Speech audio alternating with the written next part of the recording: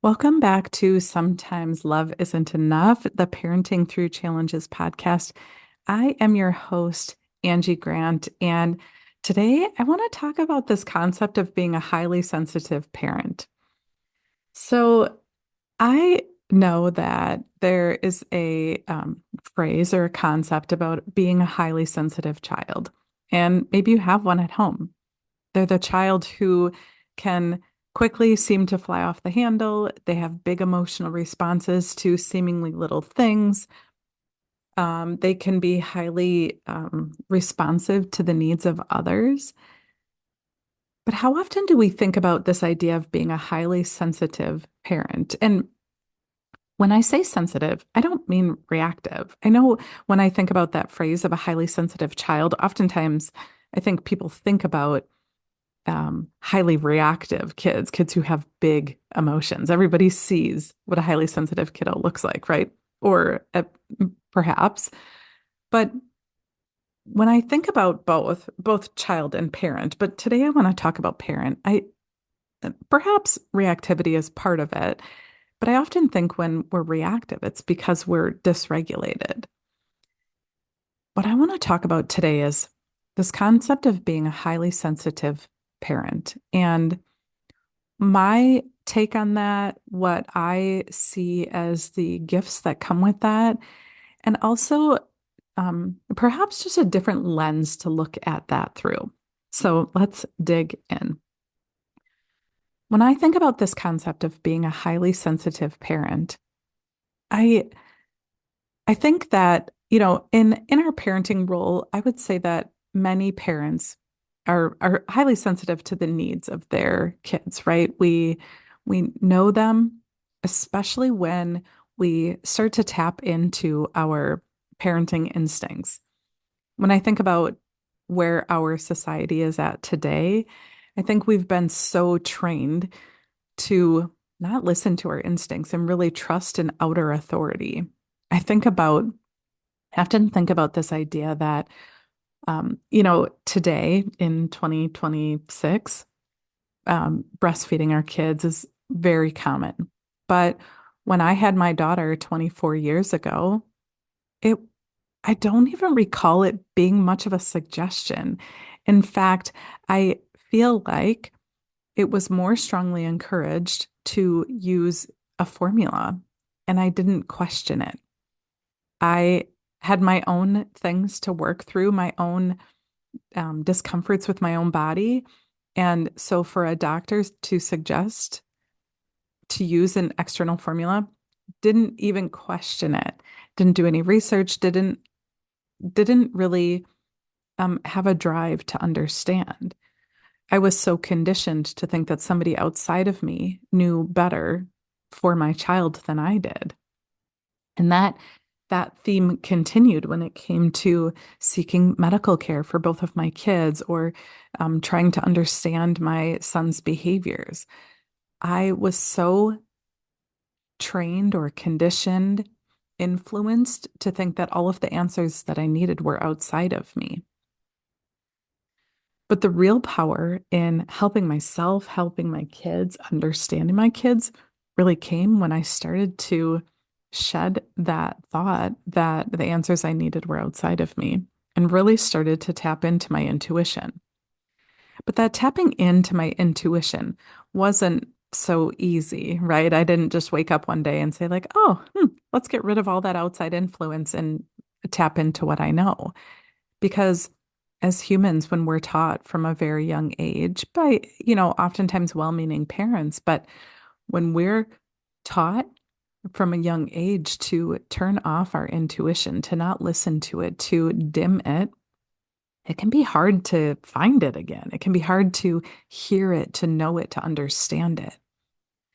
And when we look at how our intuition speaks to us through the lens of human design, there we all receive intuition in different ways too. We understand, we have this greater understanding of others through our openness and our chart, but there are also so many other ways that we can tap in to our intuition. There, for example, are some gates in human design that allow us to know, to really understand through a deep sense of smell. And it isn't necessarily the kind of smell that, you smell, smell the difference from pancake syrup to uh, a campfire. It's a it's a much deeper knowing through smell, through things, visions that we might see in our head or things that we might hear. And sometimes it's just a knowing, a splenic knowing about what's right for us and what's right for our kids. And we're all designed so very differently. I found it fascinating when I first started learning about my design that I had noticed years ago that I would often, when out in public, I would hold my breath just for a second or five when when certain people, and there was nothing that I could pinpoint about their appearance that would trigger me to hold my breath. Sometimes it was men, sometimes it was women, sometimes adults, sometimes kids. But when I was out in public, I would notice that I would hold my breath. And when I first started digging in, and so I noticed this about myself. I didn't really have any thoughts about why I was doing it or what I was trying to block out. At first I thought, well, maybe it's like a perfume or cologne thing, but that didn't quite match like the experiences that I was having and um, the way that I was navigating through my own world. And then I started digging into my human design several years ago, and my life's work has this instinctive knowing through the sense of smell. But it isn't smelling with the nose per se, it's smelling with every cell of your being. And I know that sounds ridiculous, it sounds silly, but when I started to really understand that sometimes I just needed to protect what I was knowing about people, that sometimes I was holding my breath in an effort to block out things that I didn't want to see or understand about others, even in mere passings through a local grocery store. But I was doing it all the time. And having that awareness about this deep sensitivity of myself as a mom, as a human, has really opened my eyes to just want to understand better this concept of being a highly sensitive parent. Because if there are things that I know about my kids, but I have, through experiences, shut it off because it was overwhelming or it didn't feel safe or okay to have this flood of knowing come into me. Well, if I'm blocking my own intuition, then how can I really know what's best for me, what's best for my family? Because if I've shut off my own intuition, it requires me to rely on outside authorities. And there is nobody else in this world that could ever possibly know what's best for me more than I do. And I'm not saying, right, like doctors have their place in being able to diagnose and treat certain symptoms or diseases, right? I'm not discrediting the value of outside authorities. I am, however, saying that in order for us to really make aligned decisions for our families, for our loved ones, tapping into our own intuition in a way that's aligned with us really is the key to unlocking the balance between both worlds, both ways of knowing, both sides of that fence, because neither is right and neither is wrong, right? We need people who are in authority in certain areas in order for our collective society to thrive. And as parents, we need to be able to tap in to our own ways of intuitive knowing. And we also have to have tools to help regulate ourselves. Because as I had said, the biggest thing that I've noticed as I've been on my experiment, quite frankly, over the past several years, understanding my human design and really digging in, and showing up differently for myself, showing up differently for others, um, trying to serve and really tap into my gifts. As I've been doing that, I find that I'm more and more and more sensitive. I'm more sensitive to the needs of others. I'm more sensitive to what I actually need. And if you had asked me 5 years ago, I don't even think I really knew who I was. I didn't understand what I needed or how I was meant to serve. I could tell you my job description or I could tell you stories about my life, but I didn't really understand me. And I have such a greater understanding now. But by shedding the veil over my intuition, I have created a heightened sense of sensitivity. And so now I'm in this space where I have this awareness that I'm a more sensitive parent, a more sensitive human, a more sensitive grandparent. And I take that paired with tools that I have to regulate myself because having this increased awareness of others is beautiful and it helps me really understand what my family needs, what my clients need, and it can also be taxing, right? Because when I am wide open and allowing other people's energy in, I have to have good practices to release energy that's not mine. I think that it is a beautiful gift to be open to the needs of others, but then we have to be able to let go once we've learned what we needed to learn or mirrored back what we need to mirror back or have guided in a way that is aligned with us and them, then we must let go of that energy that's not ours. And that's really what I wanted to really highlight here today is that as we do the work to understand ourselves better and heal our own self-worth, it puts us in a position to be better able to tap into our intuition, to be better able to really know what we need, to really know what our kids need. And it can put us in a bit of a compromising position. And I don't mean that in a bad way. I mean that in this awareness is a gift that you get to decide what you do with it. It could be the case that I have this increased awareness of my intuition and I'm overwhelmed by it and I let it take over. But I'm not about to play the victim here.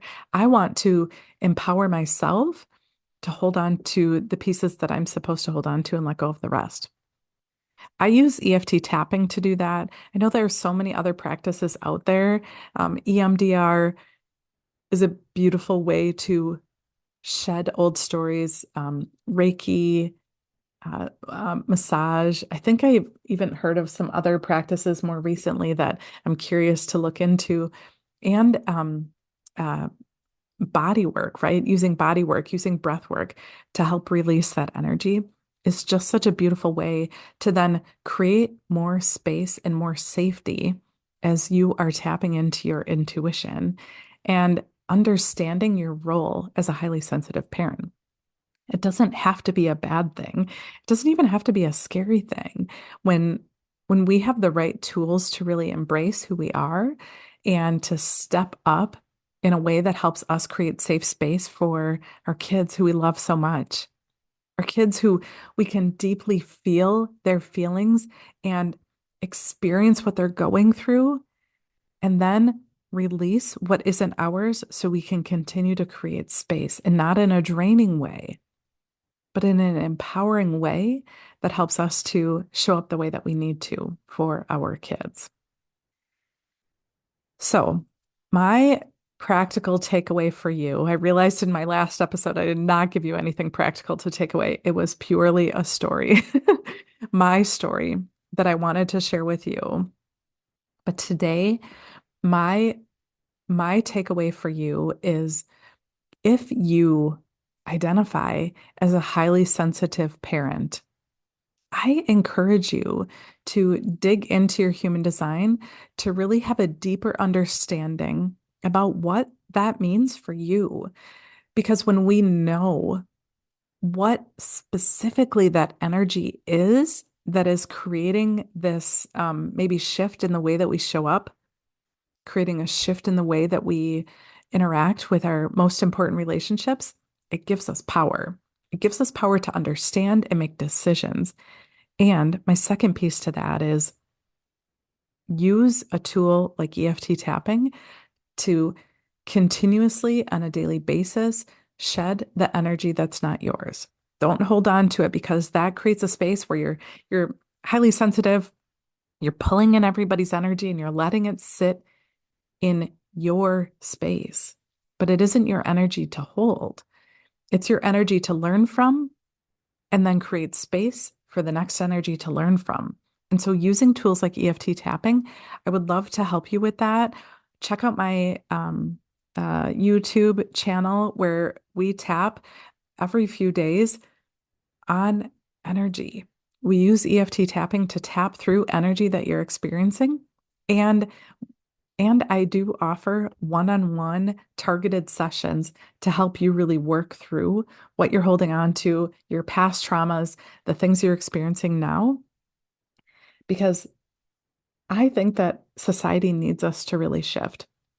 We're being called to show up in a different way than we did 20 years ago. We're being called to show up in a different way than our parents did for us